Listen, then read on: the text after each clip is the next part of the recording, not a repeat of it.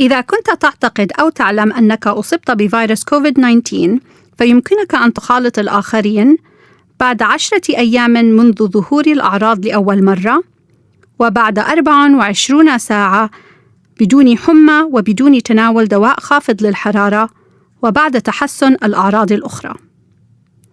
إذا ثبتت إصابتك بفيروس كوفيد-19 ولم تظهر عليك أعراض، فيمكنك أن تخالط الآخرين بعد 10 أيام من خضوعك لفحص فيروس كوفيد-19. لمعرفة المزيد تفضل بزيارة cdc.gov/coronavirus. إذا كنت تعتقد أو تعلم أنك أصبت بفيروس كوفيد-19 فيمكنك أن تخالط الآخرين بعد 10 أيام منذ ظهور الأعراض لأول مرة، وبعد 24 ساعة بدون حمى وبدون تناول دواء خافض للحرارة، وبعد تحسن الأعراض الأخرى.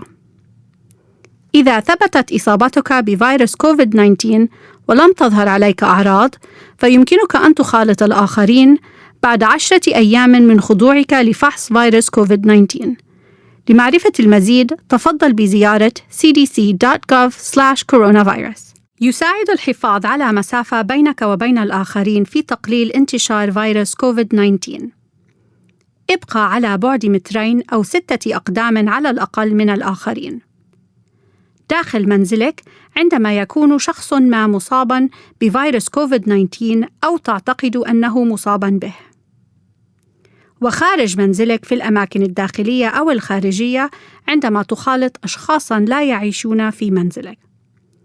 عند الاستمتاع بالوقت مع الآخرين، تذكر أن تبقى على بعد 2 أو 6 أقدام على الأقل من الآخرين، ترتدي قناعاً، تغسل يديك باستمرار أو تستخدم معقم اليدين، وتبتعد عن الأماكن المزدحمة إن أمكن.